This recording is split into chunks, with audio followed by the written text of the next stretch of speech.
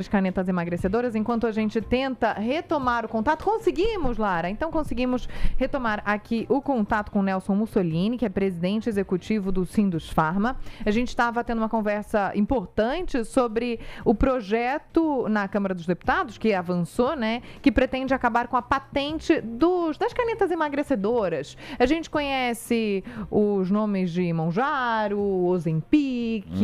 Elas se tornaram muito populares nos últimos anos, desejo de consumo para muita gente, são caríssimas, por isso também aumentaram crimes violentos, roubos à farmácia, por isso aumentaram também até mortes, porque as pessoas consomem esses remédios mercado paralelo, compram, né? No mercado paralelo. Então, o Nelson estava falando sobre um assunto muito importante que tem a ver com a politização até desse tema, o uso desse tema como uma bandeira eleitoral. Porque em outros governos a gente já viu até ministros da saúde que se tornaram muito populares, Nelson, justamente por tornarem esse acesso mais democrático a medicamentos, e as pessoas querem usar essas canetas emagrecedoras. Mas é preciso ter, então, cuidado. Sem dúvida nenhuma. Eu falo que o efeito colateral de uma quebra de patente é muito mais grave do que o próprio uso do produto, tá? Porque vai diminuir o investimento que as empresas fazem em pesquisa e desenvolvimento de produto, vai diminuir a entrada de novos medicamentos importantes dentro do nosso país. Então, nós temos que tomar muito cuidado. No passado, nós tivemos um único caso de quebra de patente, que foi a quebra de patente do produto para AIDS, no primeiro governo do presidente Lula, pelo ministro Temporão.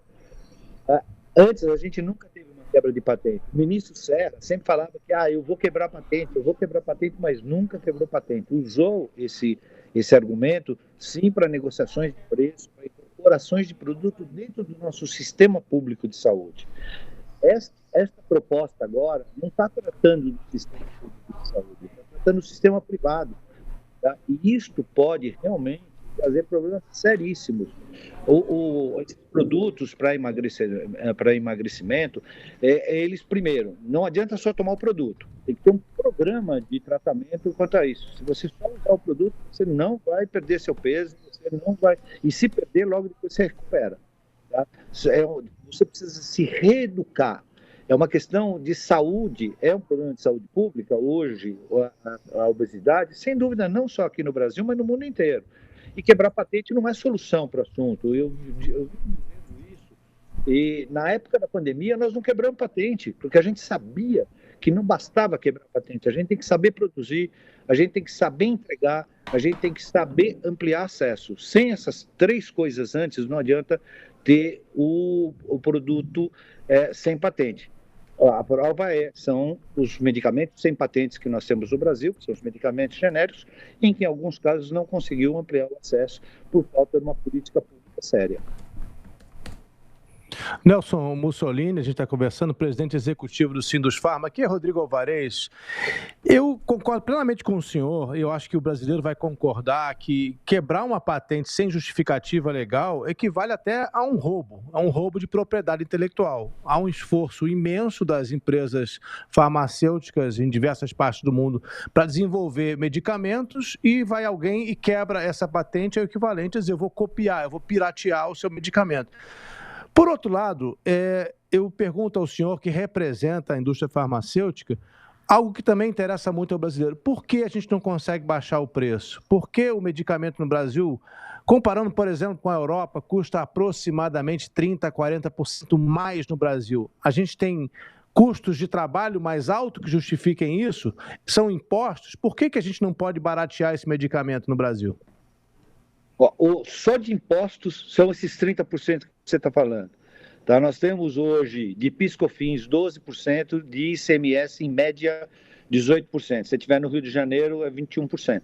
Tá? Então, só de impostos a gente já encontrou a diferença que você está colocando. Então, isto é um problema que a gente espera. E não vai acontecer com a reforma tributária, infelizmente, porque nós vamos ter uma das maiores alíquotas do mundo na reforma tributária, 28,5%, e medicamento ainda vai pagar perto de 16%, 17% de imposto, para você ter uma ideia. Tá? Então, nós temos sim um problema grave no Brasil, nós temos um problema de logística no Brasil que é muito caro, nós temos um problema de todos os nossos custos de mão de obra no Brasil, eles são muito mais altos do que em outros países do mundo. Um trabalhador no Brasil que custa 100, no final do dia, para o empresário, ele está custando 200, tá? Entre todos os benefícios que estão incorporados em lei ou em convenções coletivas de trabalho. Então, a diferença de preço tem muito com isso. Mas ela cai. Daqui a pouco as patentes desses produtos caem. De um deles, que é a semaglutida, vai cair agora no dia 26 de março.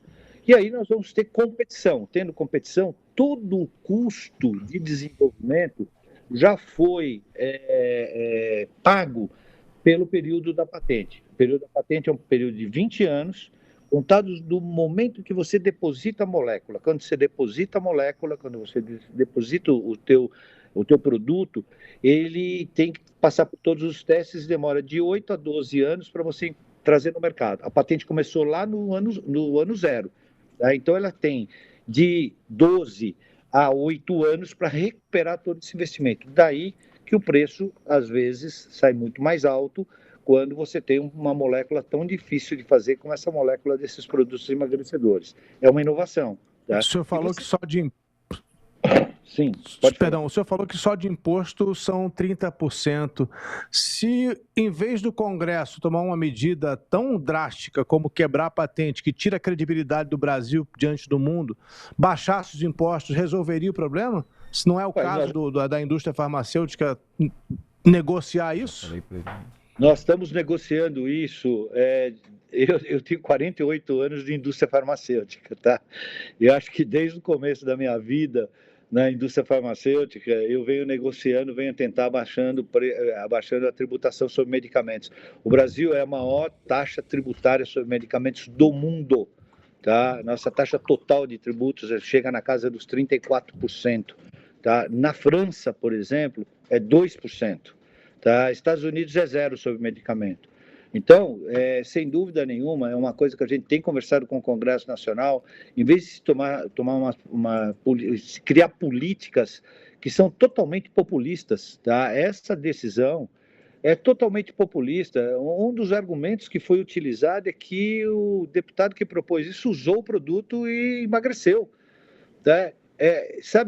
Isso não tem cabimento em nenhum lugar do mundo. Vocês sabem disso melhor do que eu.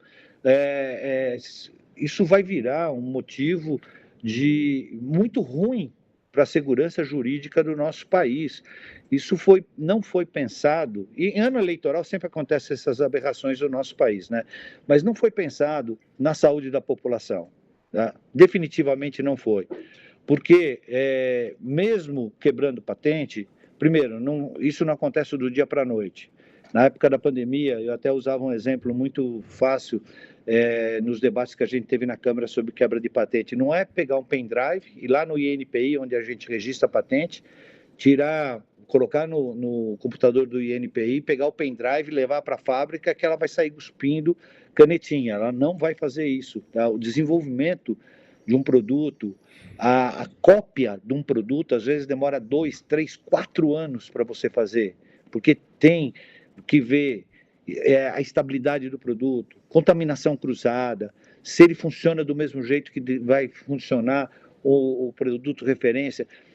Saúde e medicamento não é uma coisa que pode ser tratada de política sem responsabilidade. Isto é um tratamento sem responsabilidade. Sei que as minhas palavras são duras, tá? Mas é em favor da saúde do nosso país. A gente tem uma preocupação muito grande com a saúde do nosso país. A gente está vendo o uso indiscriminado dessas canetinhas, os problemas de saúde que eles estão causando. Porque tem produto importado, importação irregular, não é importado, é contrabando. Tá? Isso está gerando uma série de problemas no nosso país. Bom, nós ouvimos aqui na TMC o presidente executivo do Sindusfarma, Nelson Mussolini. Muito obrigado pela conversa aqui conosco. Até uma próxima oportunidade.